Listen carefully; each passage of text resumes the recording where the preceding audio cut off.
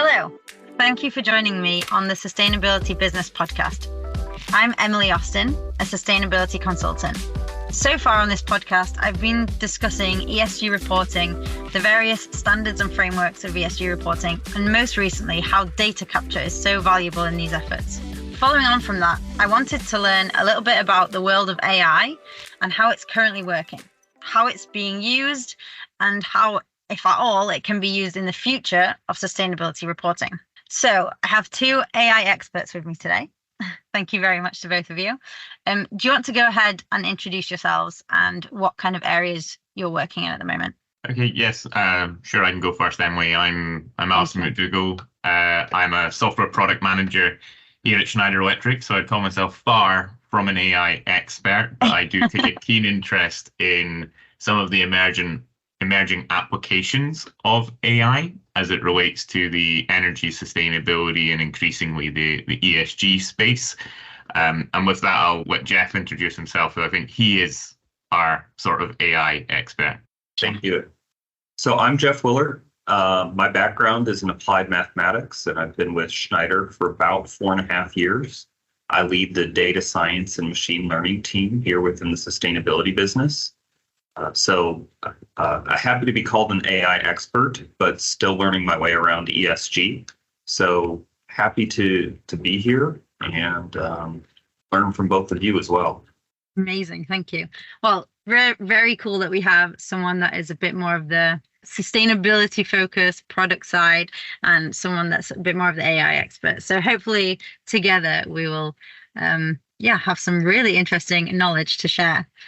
So the first thing I wanted to ask, and perhaps Jeff, you can answer this first in terms of an AI perspective, and then maybe Alisdair, you after in terms of the specifically sustainability and ESG reporting. So what trends have you seen recently in the AI space?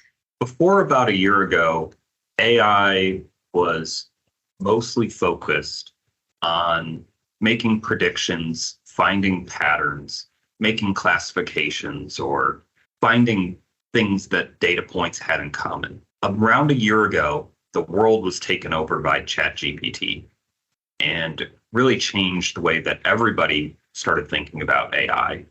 And while it wasn't a surprise to those of us in the AI field, it really introduced the broader community to the value and capability of natural language processing. And that's the ability to extract information from text. And so that is really what's taken the world by storm, is this ability to have conversations with AI, to use AI to extract questions and answers from documents, be able to summarize a document in real time.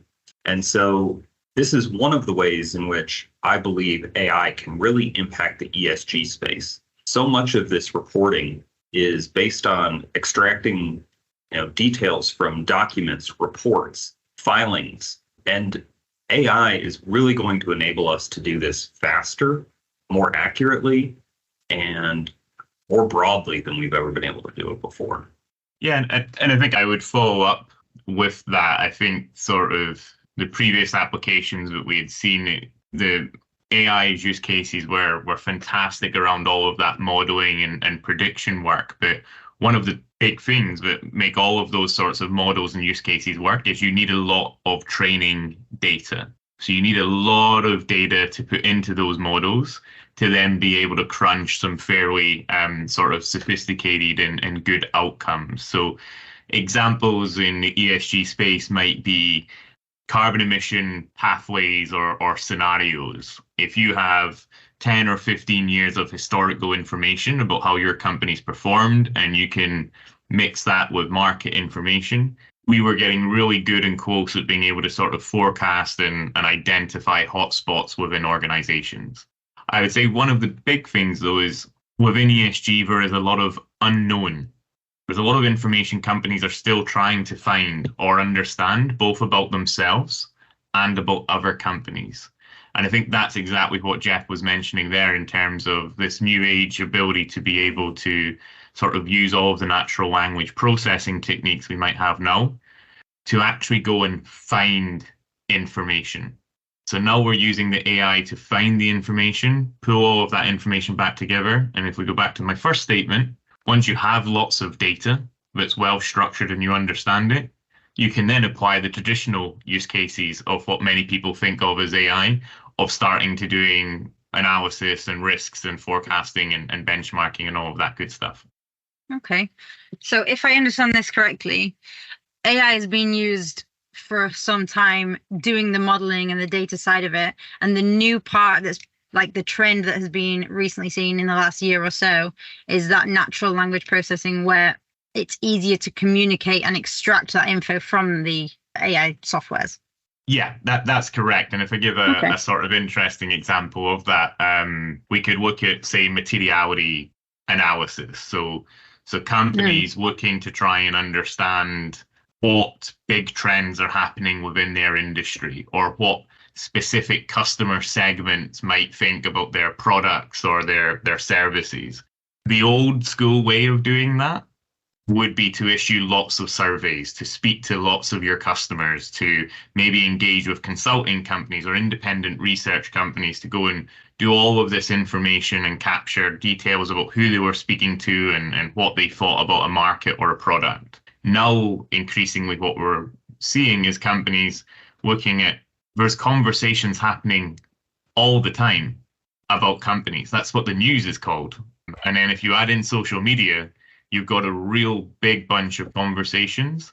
So now companies are looking at how they can deploy AI to monitor all of those conversations and start to build a picture of what conversations are happening and what impact that might have on their company. And that's commonly known as sort of like sentiment analysis. So being able to take a tweet, for example, and determine, was that a positive tweet, a negative tweet, a neutral tweet? What was the contents of that tweet, so we can understand how that might relate to our business? And then also what might have been the demographic of the person who made that tweet. All of that information can come together and start meaning that you're building information not just on a sample of potential customers in one country or one region, but you really do have potential exposure to a far larger number of customers in cross-section. Amazing. That's obviously super useful in the ESG reporting space. Materiality assessments are something that we do for lots of clients. Two questions, I suppose. How does that work kind of in the background, a bit more technically, I suppose? And then the second question, how is all that data being collected, and where is that data for these softwares to collate it? So where are they accessing the data of all of these global opinions about companies that then can be pulled by the company to get that view? There's plenty of locations where this data could be found. So first, as Alisdair already mentioned, social media is a place that we can extract lots of information about how people feel and the public statements that a company is making. News articles are another great source. And in addition to these, anything that companies post on their website can be analyzed by this technology and stored for later analysis and comparison against other companies and against reporting frameworks that many companies like to use to disclose how they're performing on these topics. Okay, super interesting. So I guess, well, the internet is open access and all of that can be accessed by these softwares that then pull it together for the companies. Does the natural language processing and the new way of using AI, do you think that this is going to make ESG reporting more accessible for more companies? Yeah, I would say yes, but I would say probably the biggest factor is it will increase the pressure on companies to be disclosing this information, because as Jeff just mentioned, there is now lots of sources where companies could go and pull information about your company. There's a lot of companies now that they create data sets to feed into investment decisions. A very common, it's a big market, and where they get their data from is they're looking to extract data from companies. They're mining all of this information to try and get a picture of what an ESG profile might look for a specific company. So it really is in companies' best interests to ensure that they're disclosing their ESG data and they're making that as easy as possible for people to find, to be able to use, and to be able to analyze, because it's not a case of if we can't find information, you get a free pass. It's we will find all the information we can. We will then extrapolate. We will use assumptions. We will use estimations. And you will end up with a score the same as everyone else. And it's up to the companies to determine how involved they want to be in that score. So I think that's one of the biggest things that we will see initially, where AI will have the biggest impact, is really sort of drive more we could call it transparency, but because all of this information is maybe not verified by the companies, it will shine a light on companies' potential ESG exposures. And then what we expect is that we'll see companies react and saying, okay, we need to get a handle on this information and data. And then yes, there's a number of AI use cases that will help individual companies be able to try and gather this information and report on this data in a more standardized manner. Yeah, that's really interesting point. The increase in pressure for companies to kind of put that data out there. I agree with you. I'm sure that's going to be seen. But I think it's also important for the companies to be hands-on involved in collating that data on their part and sharing the correct info, make sure that it is up to date and up to speed, so that the wrong things are not pulled by these AI softwares. Yeah, and a really interesting example there in terms of when you think about how forthright you want to be with information. If you're a product company and you're manufacturing a product, and let's say you spend a lot of time and money and effort into using renewable energy, using the lowest carbon material stocks you can, your product is likely going to have a smaller carbon footprint than some of your competitors' products, because you've done a lot of effort to sort of reduce that carbon impact of that product. But a typical way still of doing the carbon calculations in Scope 3 might be to use a spend-based methodology. So if you don't make the carbon footprint of your product available, then what companies can do is look at databases and see that, okay, well, the typical amount of carbon per euro of spend on this product is X.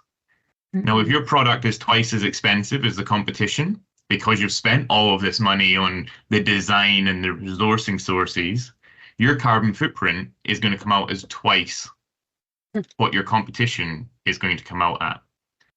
But if you are able to take more time and start publishing detailed information about your products and your footprints and making that easy for companies to find, then that again is what you're doing, is helping technology, helping AI find this information and have the best chance of people using the most accurate representation of data on your company.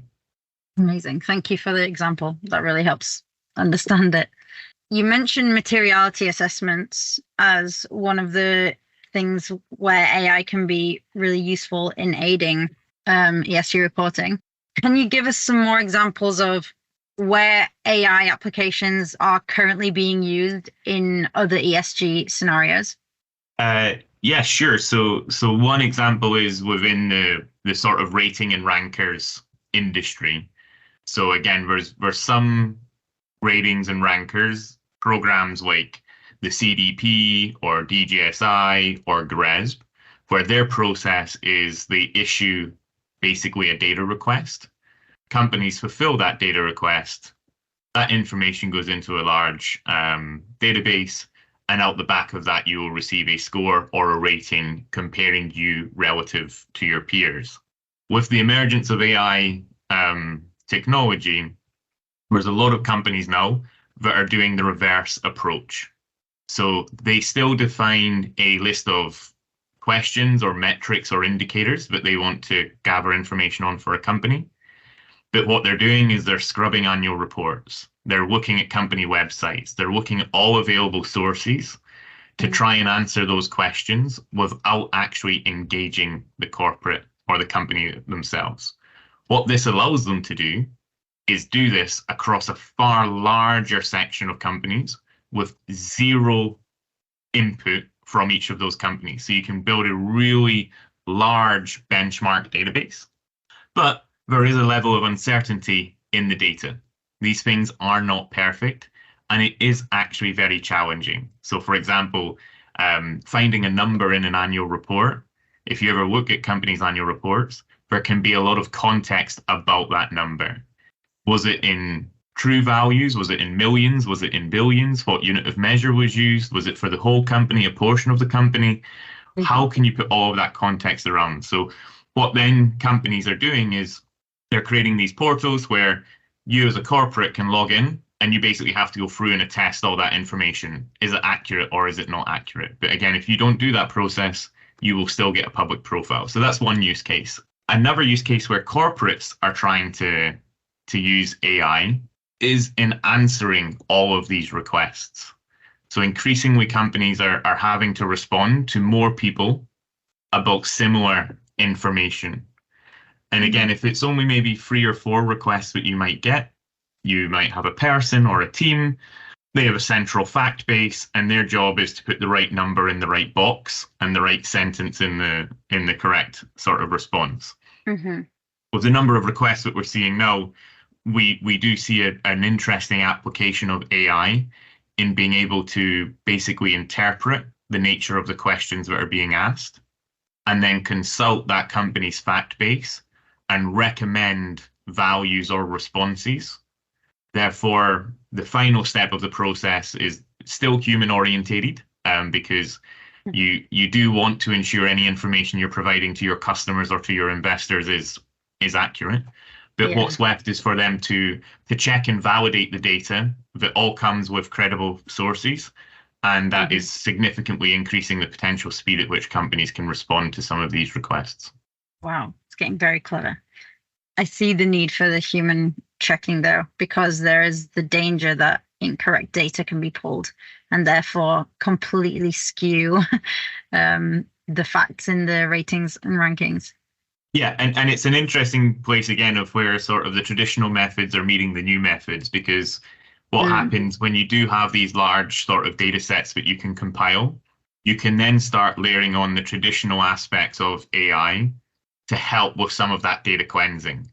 So are there outliers? Is there a company with like huge amount of revenue but significantly less emissions per dollar of revenue compared to peers within their industry segment? So again, it's all about trying to use AI to go full circle of, once you get all of the data, how do you then put further applications of AI on top of it to potentially identify issues within your data set, which allows you to go and spot those and fix those before you start publishing the data.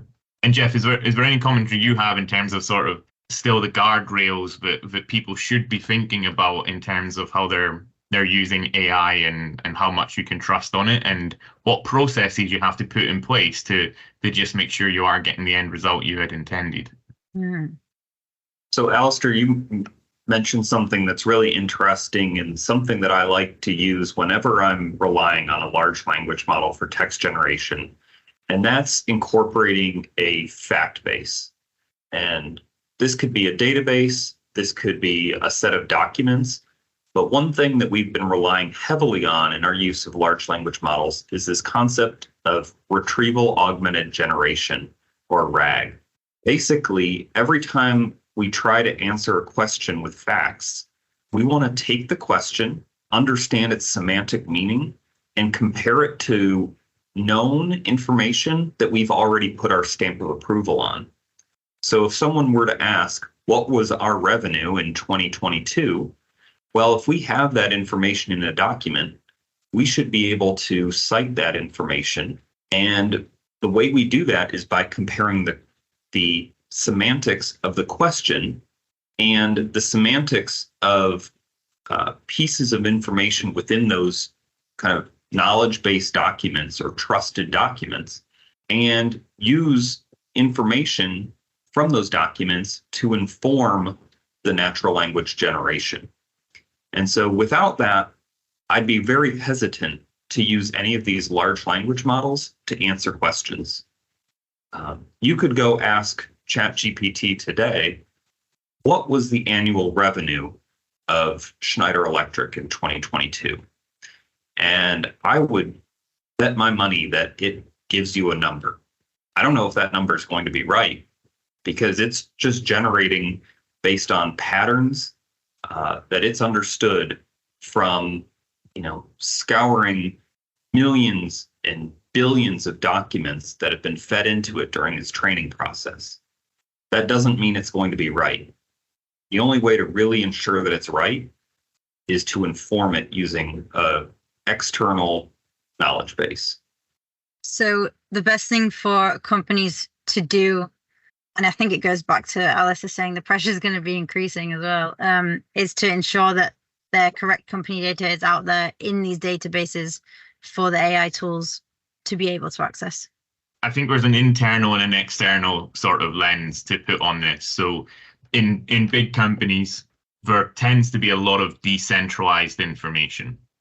So there's lots of either spreadsheets or documents that explain strategies, processes, risks, forecasts, revenue information, carbon information.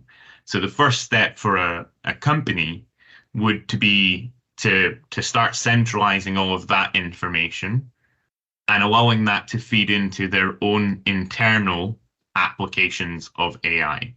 That's the use case where if you're working as someone within, for example, investor relations, and you get a question around, has your company implemented a climate risk strategy? One approach there would be to try and navigate through your company and figure out who might have been the person that drafted this strategy.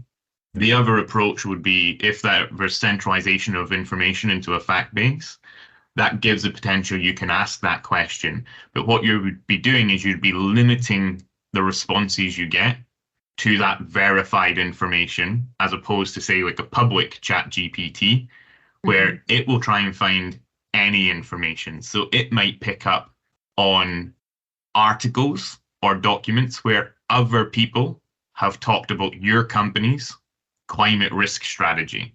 So there's potential for it to almost even pick up misinformation or get a little bit confused. So in the first hand, you could think of it as a funnel approach. Take all of the information within your corporate, start organizing and centralizing it, start trying to use AI to help assist people with that information.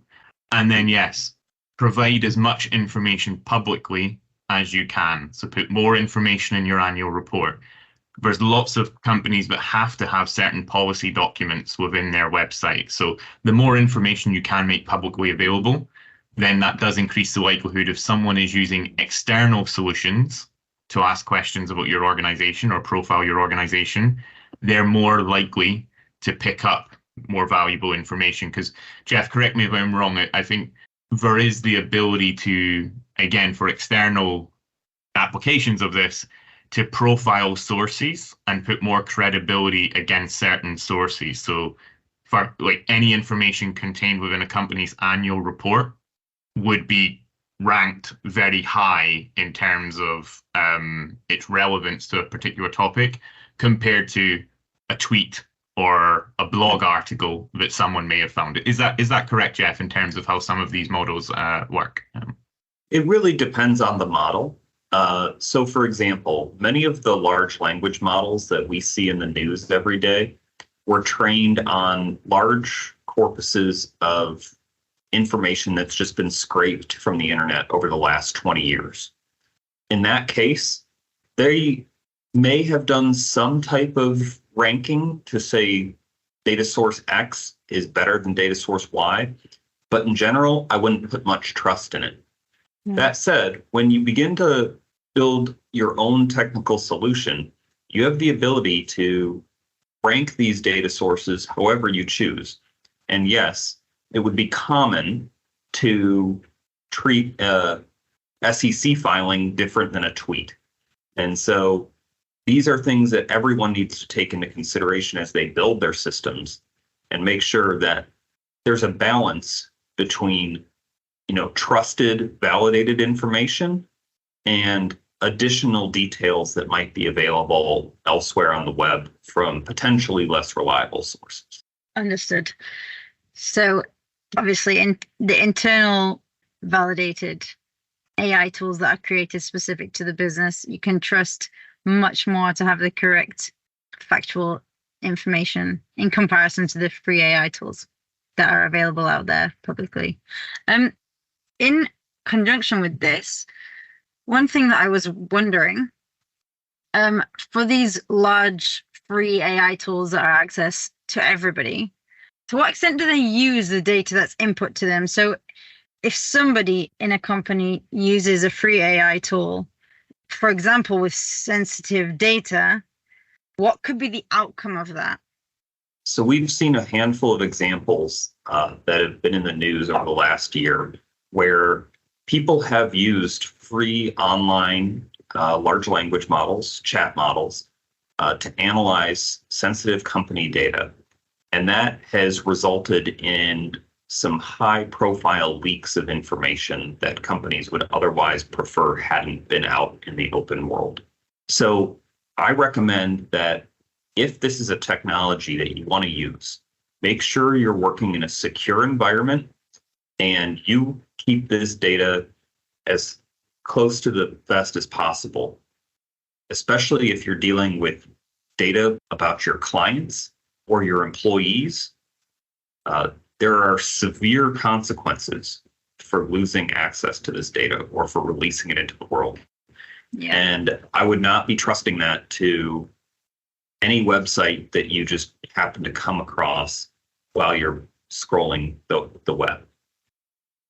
So definitely not recommended to use open access AI tools for sensitive data, for sure. Is there a difference then if a company purchases an AI tool to do analysis or to use it as a searching tool in the same kind of way, but if they have a license with that AI tool, is there a difference in how much you can trust your data with that tool?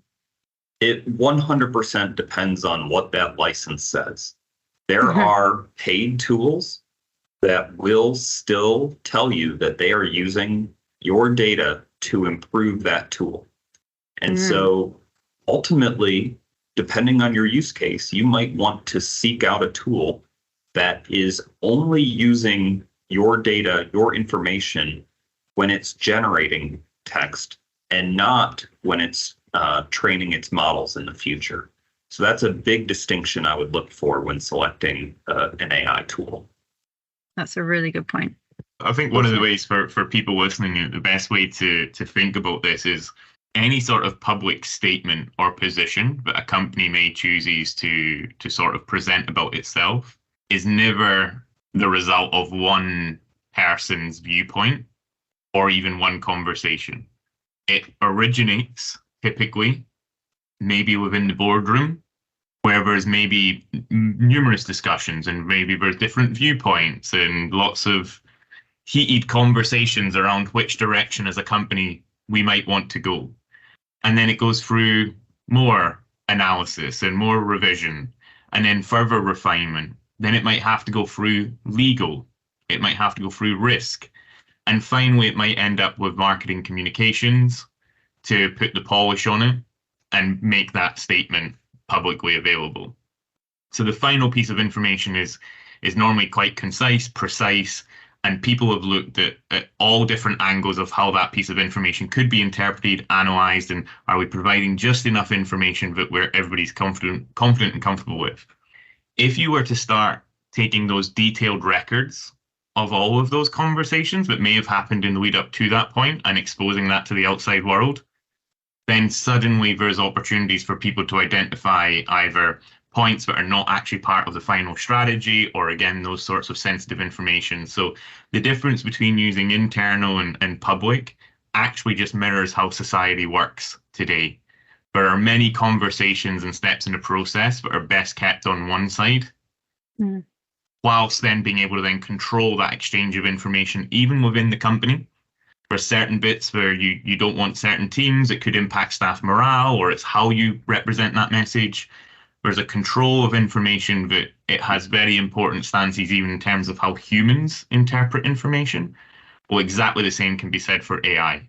If you give it access to too much information and it too many bits, it will start to make up its own mind. And again, open up that information, but it could have unintended sort of consequences.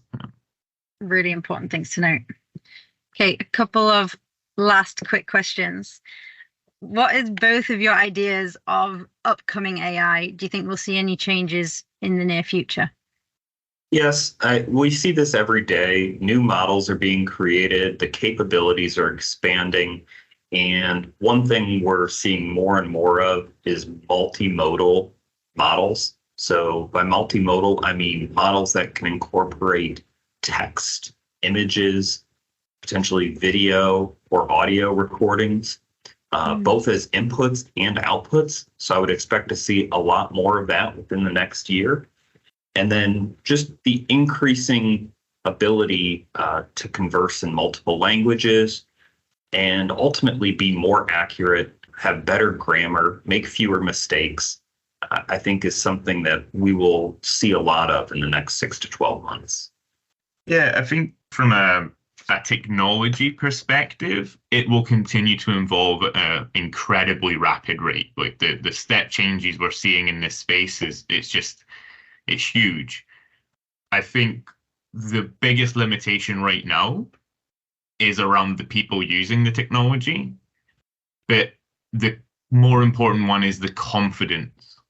I think it is going to take time for companies to understand the potential impact and value that these sorts of technologies can have, experiment with the use cases, get comfort with the results, and then start sort of really applying those use cases in a sort of broader sense. And to that, again, it's important for everyone to understand is that all of these things don't happen overnight. Like, to start having your own personal use case and applications for this and providing it with information and data requires a lot of coordination across the business. So hopefully, if your company is looking at doing more of this, you will have a sort of data excellence team or a global data governance team that will already be hot on this topic and starting to work around centralization of data into corporate data lakes or information systems. That is a really important step. But again, that will take companies time to do. So I think for people more like myself or you, Emily, it's researching the area, open to potential applications, and then trying to see how we could take that into our sort of own life. So for example, we have some teams that right now that are poring over the ESRS standards that are part of the CSRD program within Europe. Anyone that's gone through that documentation will realize it's very dense. But the people that are going to have to consume that information are not experts in EU policy or particular aspects of that legislation. So we're even playing around with opportunities to translate those large documents into a series of short, succinct questions in language that would be easier for people to understand in a way that you could guide them to receiving all of that information. So very much simple questions around, has your company done this? Yes, no. If yes, could you please explain how you approach this? Could you please provide evidence that you have considered these aspects? So that is a use case where we as humans were looking through this document and going, wow, this is really hard for us to consume. If only someone could read through this document, turn it into a whole batch of questions. That's a perfect use case, potential use case for AI. But again, one of the things we're looking at is how can we ensure that we link each of those questions back to the specific statement or paragraph within the documentation to ensure that people can always get the full text if they require, because sometimes there are some nuanced aspects within that relatively dense text that are important for people not to forget. That is a perfect use case for AI, but it does seem so complex. I think the people that are going to be doing this kind of work are the ones that are going to understand best what they need from AI and therefore can tailor their experience in order to get what they're looking for. So it doesn't seem like something that the average person could just pick up. Maybe there's a lot of work behind that. Yeah, the great thing about technology is good technology is supposed to help make the average person better and more efficient at the job that they have in place. So we as a technology company need to be listening and speaking with all of our customers about what all of those tasks they're trying to do on a daily basis. And then it's what we see as our position within the marketplace is being that innovator to identify some of those challenges and how we could use people like Jeff to maybe come up with more intelligent or streamlined ways of taking some of those processes at hand.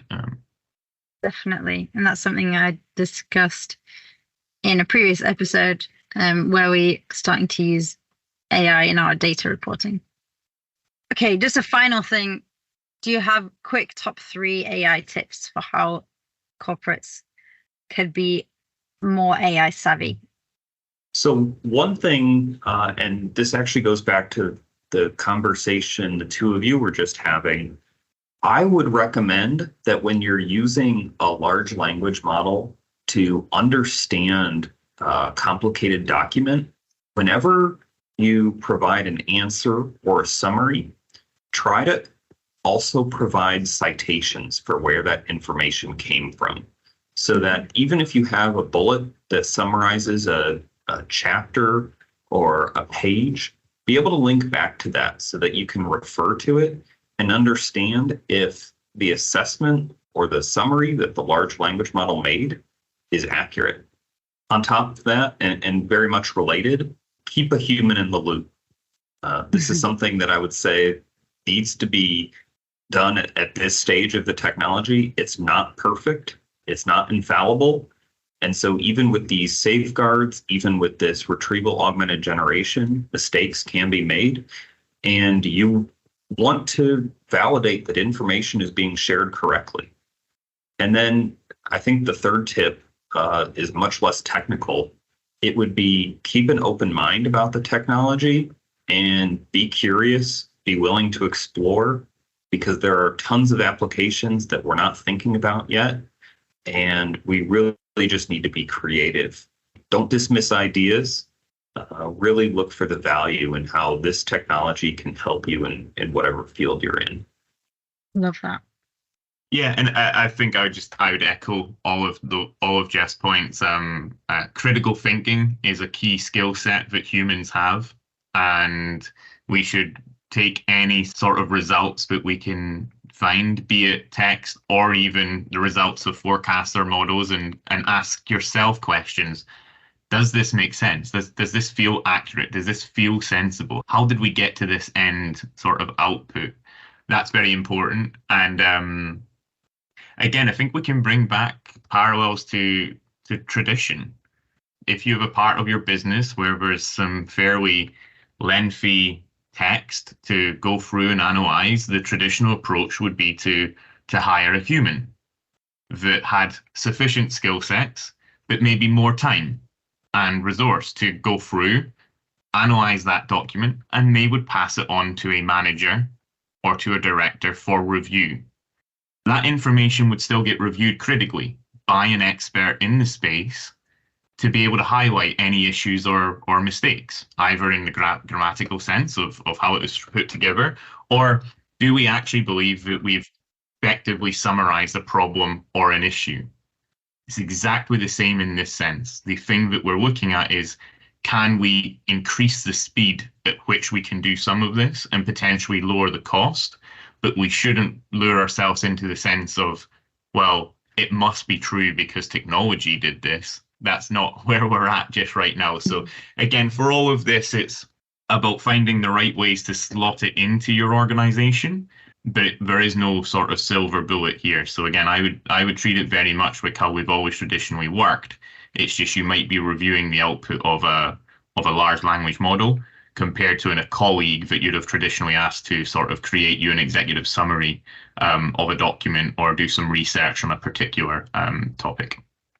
Great. Thank you. Thanks for the tips. And thank you so much for being involved in this podcast and sharing your amazing experience and knowledge about AI, how it's used, the benefits, the downsides, and how we can use it in the future of ESG reporting. Cheers. Thank you, Emily. Yeah. Thank you very much.